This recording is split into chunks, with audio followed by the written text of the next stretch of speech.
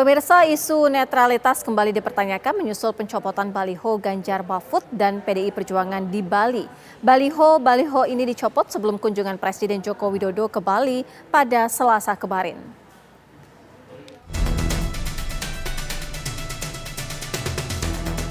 Sejumlah baliho calon presiden dan calon wakil presiden dari PDI Perjuangan Ganjar Pranowo dan Mahfud MD ini dicopot oleh petugas Satpol PP Provinsi Bali. Bukan hanya baliho capres, sejumlah banner dari Partai Demokrasi Indonesia Perjuangan (PDI Perjuangan) yang berada di sekitar Pasar Bulan Gianyar Bali ini juga turut dicopot petugas. Pencopotan yang dilakukan sebelum kunjungan kerja Presiden Joko Widodo di kawasan ini pun terekam video dan viral di masyarakat. Namun penjabat Gubernur Bali, Sang Made Mahendra Jaya, membantah adanya pencabutan. Ia mengatakan hanya menggeser baliho dan dipasang kembali setelah acara Presiden. Adalah menggeser sementara alat sosialisasi berupa baliho agar estetika terjaga, dan setelah selesai kegiatan alat sosialisasi baliho tersebut sudah terpasang kembali.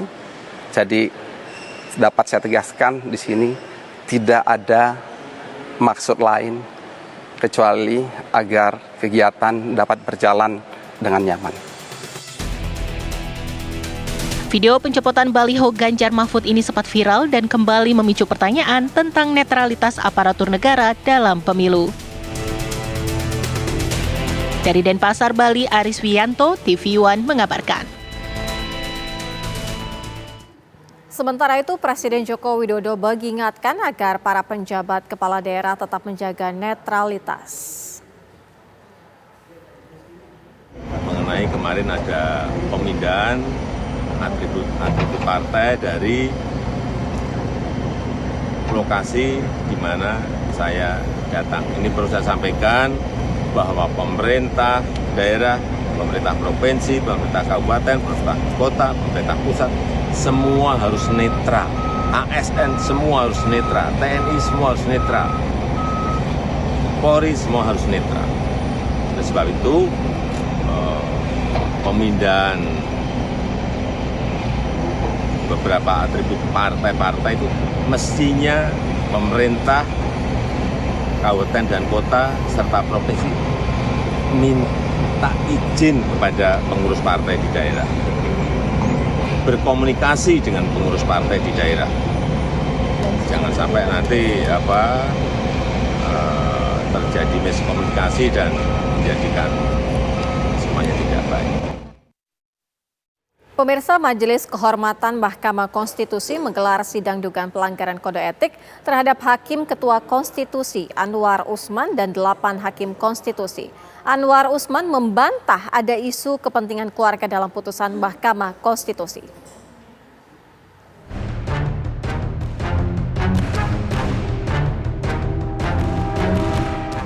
Majelis Kehormatan Mahkamah Konstitusi menggelar sidang dugaan pelanggaran kode etik terhadap Hakim Ketua Konstitusi Anwar Usman dan 8 Hakim Konstitusi lainnya.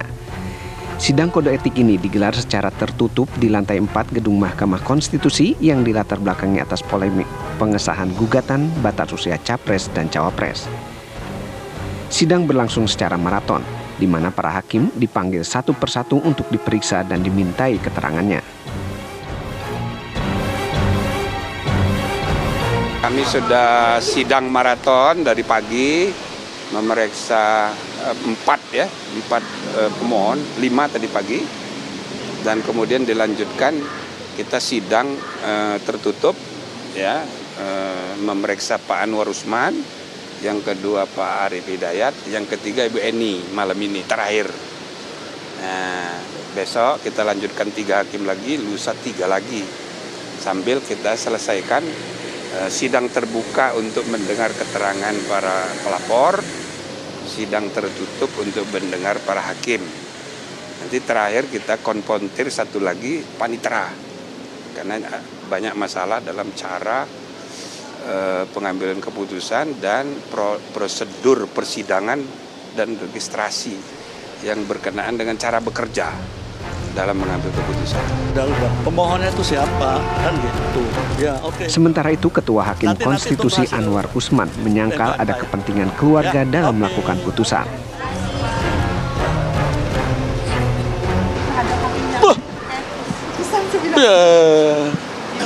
Ya kalau begitu putusannya masa begitu. Oke. Wah, Tapi enggak Pak, terkait lobby itu gimana Pak? nggak ada tuh lobby gimana, orang putusannya dibaca sendiri. Udah baca belum? Putusan 9, ya udah. Oke. Poinnya kalau iya Pak, Apa? Mundur. yang mundur dari perkara 9 Yang menentukan jabatan milik Allah, Tuhan Yang Maha Kuasa. Ya. Sidang Majelis Kehormatan Mahkamah Konstitusi rencananya akan digelar hingga 3 hari. Selain melakukan pemeriksaan Hakim Konstitusi, Majelis Kehormatan MK juga akan menggelar sidang secara terbuka untuk mendengar keterangan para terlapor. Dari Jakarta, tim TV One mengabarkan. Pemirsa, Majelis Kehormatan MK hari ini masih menggelar sidang kode etik Hakim Konstitusi. Ada sejumlah Hakim Konstitusi yang disidangkan. Untuk mengetahui informasi terbaru mengenai sidang kode etik Hakim Konstitusi, kita tanyakan langsung kepada reporter Diva Ulhak yang sudah ada di gedung MK. Diva, bagaimana dengan jalannya sidang kode etik terhadap Hakim Konstitusi ini?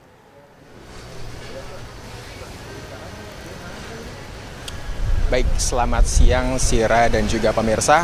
Majelis Kehormatan Mahkamah Konstitusi hari ini menggelar sidang pemeriksaan terhadap Hakim Konstitusi dugaan pelanggaran kode etik yang dilakukan oleh Ketua MK Anwar Usman. Di mana hari ini rencananya dilakukan sidang pemeriksaan pada pukul 4 sore nanti, dan tadi juga pemirsa sudah dilakukannya sidang pemeriksaan untuk pelapor. Adapun untuk ketiga hakim yang akan dilakukan pemeriksaan ini adalah Hakim Saldi Isra, kemudian ada Hakim Manahan Sitompul, dan juga ada Hakim Suhartoyo. Kemudian sebelumnya pemirsa memang MK ini sudah memanggil ketiga hakim sebelumnya, yakni termasuk dengan Ketua MK Anwar Usman, dan rencananya besok kembali akan dilakukan pemanggilan terhadap ketiga hakim lainnya. Kemudian pemirsa, pada sidang tadi pagi ini ketiga pelapor merupakan ketiga pelapor, yaitu dari Pergerakan Advokat Nusantara, Advokat Tumpak Nanggolain, dan Komite Independen Pemantau Pemilu. Adapun sidang pemeriksaan ini dimulai pada pukul 9 pagi tadi dan selesai hingga pukul 11 siang waktu Indonesia Barat. Kemudian dalam sidang yang dipimpin langsung oleh Ketua MK ini, yakni Jimli Asidik,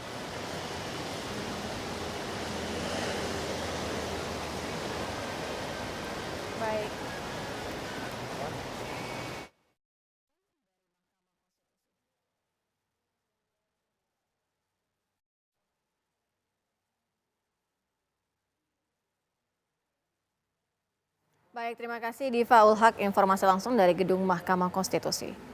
Pemirsa, Presiden Joko Widodo menjelaskan alasan mengundang makan siang 3 bakal calon presiden Prabowo, Ganjar, dan Anies ke Istana. Informasinya kami hadirkan usai jeda.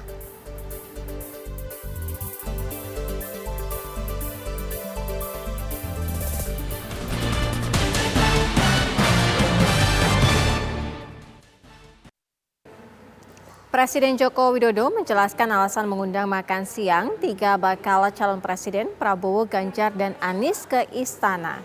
Jokowi mengaku mengajak ketiga baca pres saling adu gagasan dan tidak melakukan kampanye negatif.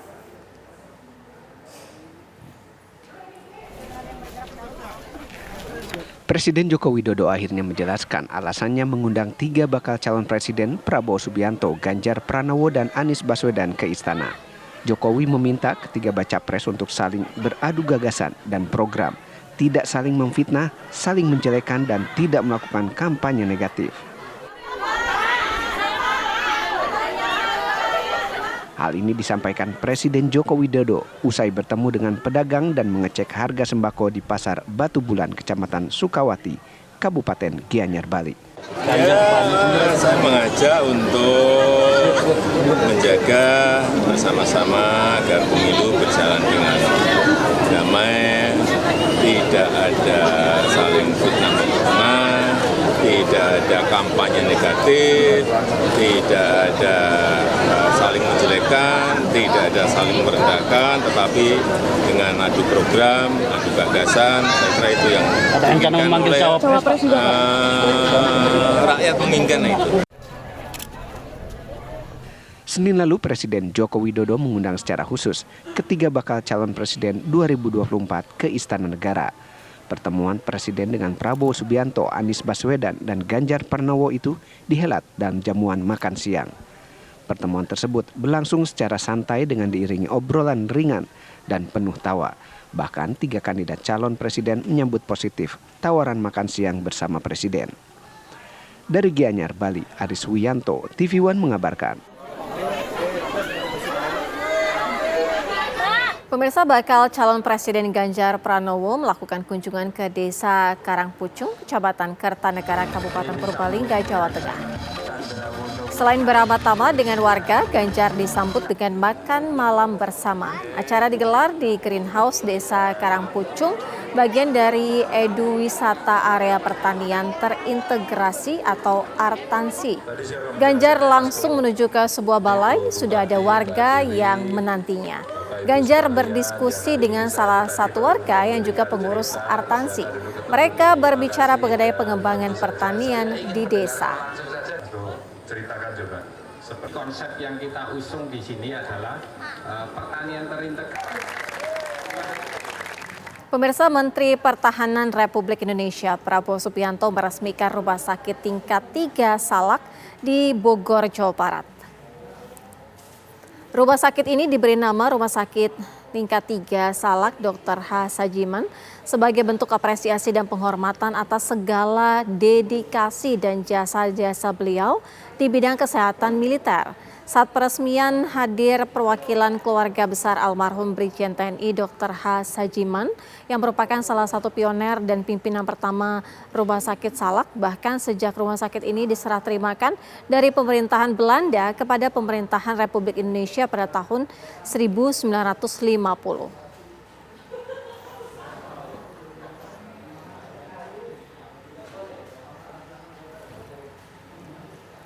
Bakal Cawapres Koalisi Perubahan bersilaturahmi dengan ratusan kiai pada 2 titik di Kabupaten Probolinggo, Jawa Timur.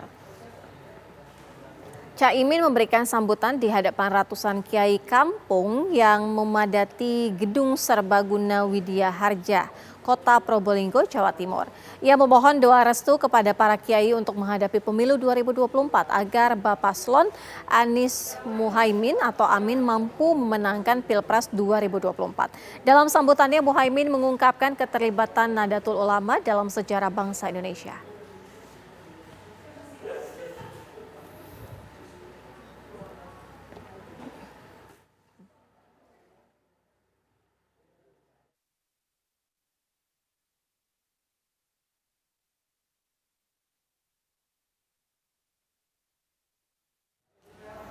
Pemirsa, berbagai manuver terus dilakukan para pendukung kandidat calon presiden. Di Wonosobo dan Wonogiri, Jawa Tengah, para pendukung melakukan deklarasi dan konsolidasi untuk mendukung pasangan capres-cawapres pilihannya.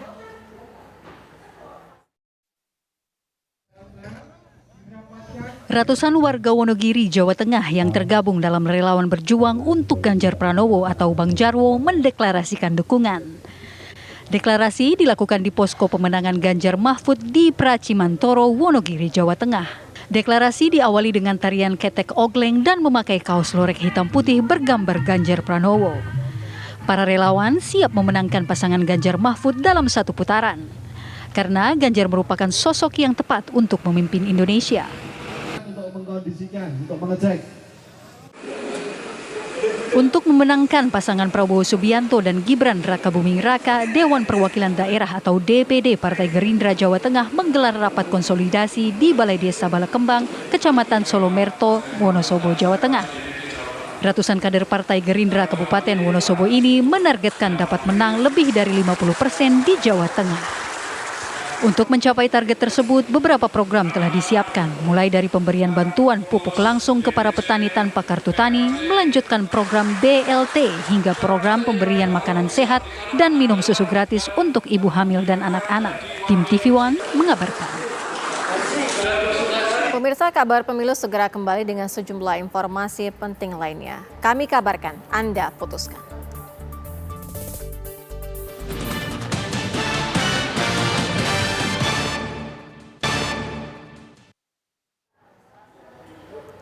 Pemirsa, Densus 88 mengungkap 59 tersangka terorisme diamankan di bulan Oktober.